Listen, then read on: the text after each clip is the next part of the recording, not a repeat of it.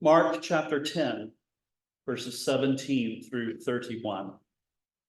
Listen for the word of the living God as we read these words.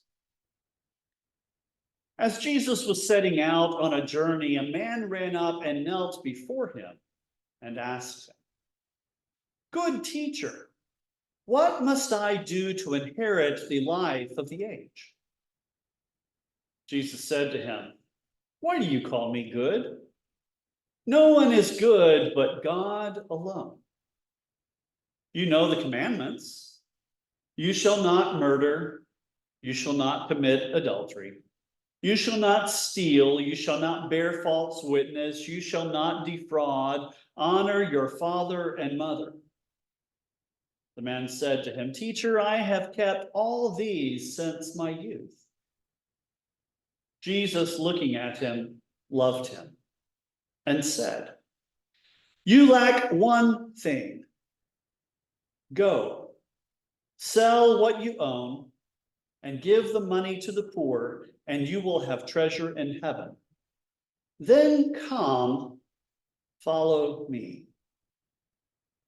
When he heard this, he was shocked and went away grieving, for he had many possessions. Then Jesus looked around and said to his disciples, "How hard it will be for those who have wealth to enter God's reign." And the disciples were perplexed at these words. But Jesus said to them again, "Children, how hard it is to enter God's reign. It is easier for a camel to go through the eye of a needle than for someone who is rich to enter God's reign." They were greatly astounded and said to one another, "Then who can be saved?" Jesus looked at them and said, "For mortals it is impossible, but not for God. For all things are possible for God." Peter began to say to him, "Look, we have left everything and followed you." Jesus said, "Truly I tell you, there is no one who has left house or brothers or sisters or mother or father or children or fields for my sake and for the sake of the good news, who will not receive 100-fold now in this age, houses, brothers and sisters, mothers and children and fields, with persecutions, and in the age to come, life of the age.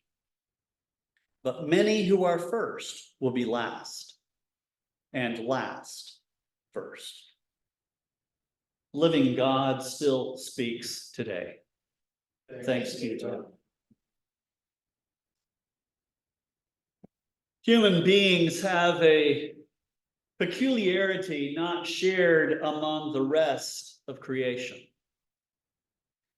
We have the notion that we can own things. We make property claims over all sorts of things. We structure the larger part of society around those ownership claims, giving them oversized importance in our legal and judicial system. We grant personal property claims greater value even than human life. We give stronger property rights to those who already claim more property than others. How do we justify our ownership claims while also claiming God's rule over our lives? Mark reports today's main character as being a rich man. Matthew says he was young. Luke adds that he was a ruler, possibly of a synagogue. Being rich and a ruler, as well as young, sets him apart as something very special within the religious community to which he belonged. They regarded wealth as a sign of God's blessing. Akin to some of our prosperity gospel preachers, many around Jesus held the wealthy in awe, living the ultimate life and basking in God's blessing made visible in that wealth. This rich man, at least, understood his wealth was not quite the stamp of approval from God that many considered it. He comes and asks Jesus what is still missing for him to be sure to enter the Messianic age.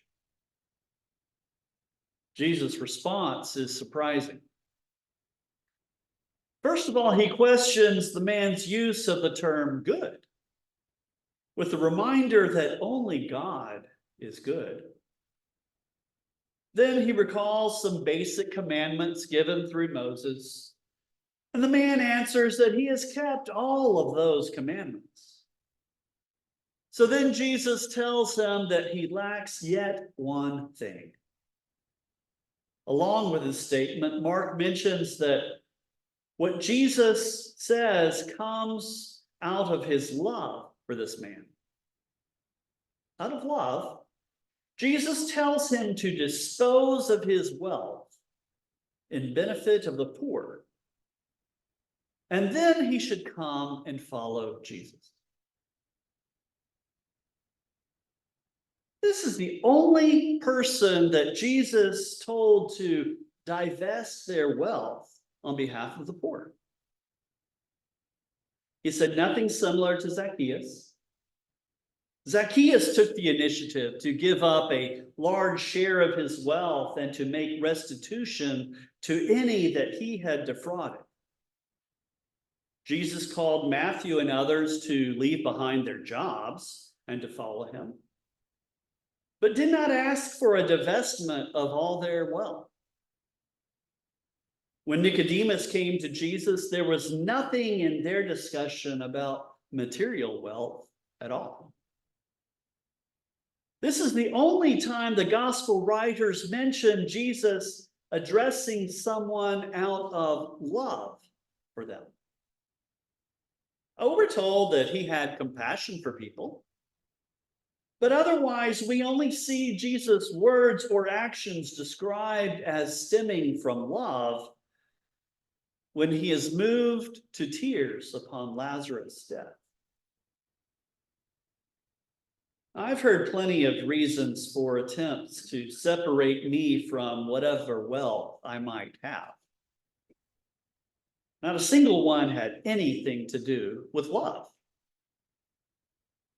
Some motivations were greed. Others were attempts to harm me or my family. Some had concern over my well-being, but focused on another's need.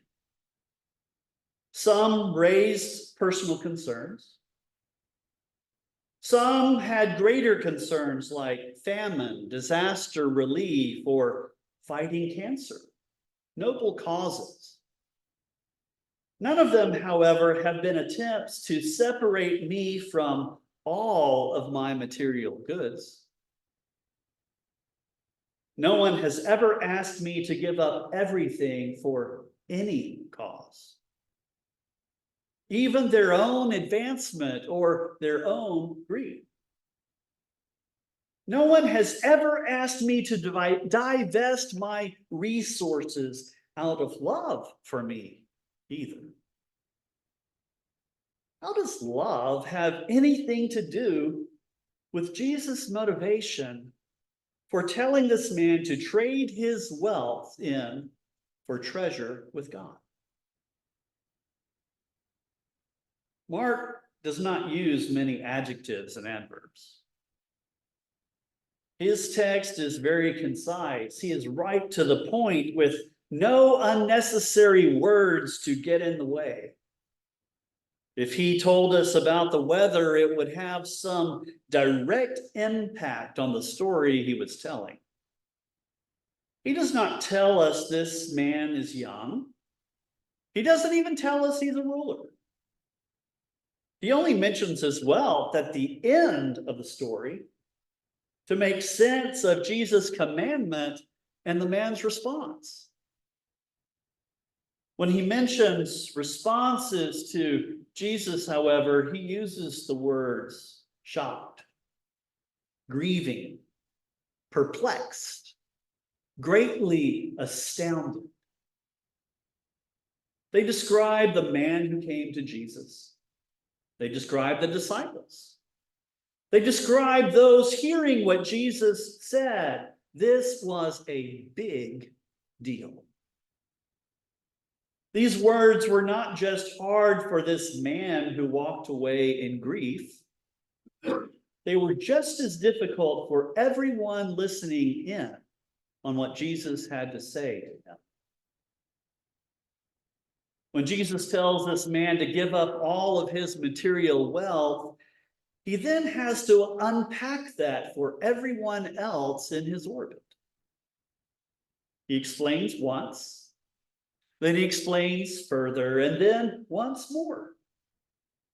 No one was prepared for these words.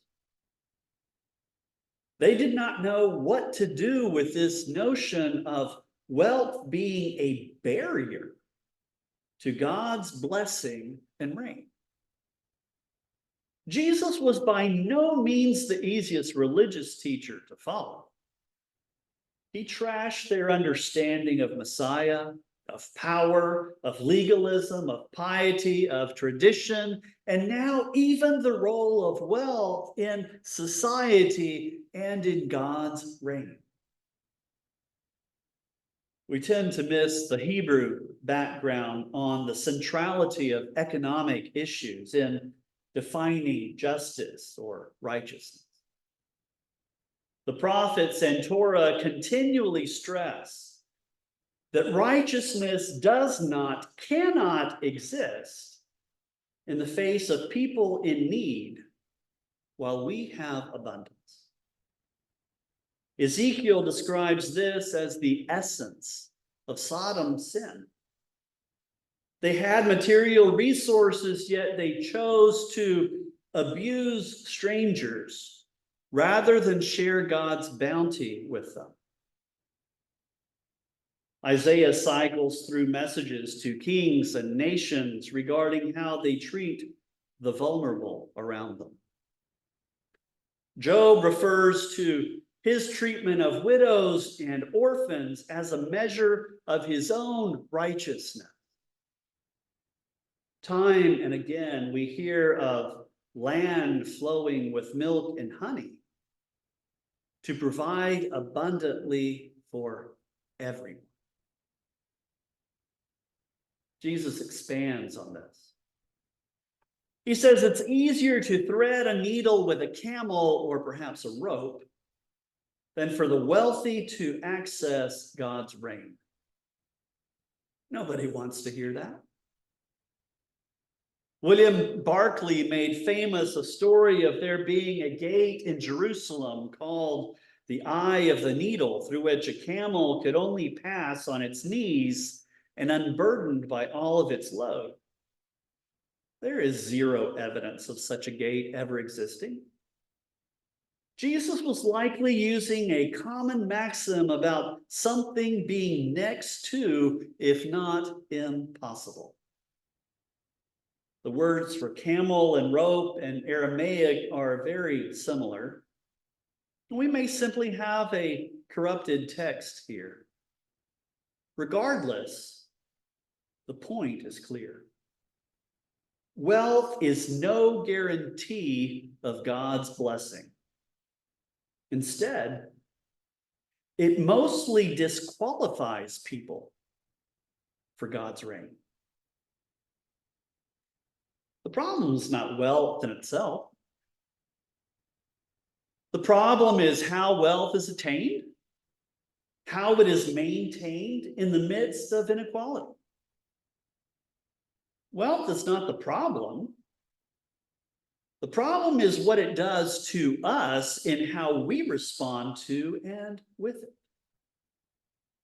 We hold wealth as a human possession. We consider it as personal property.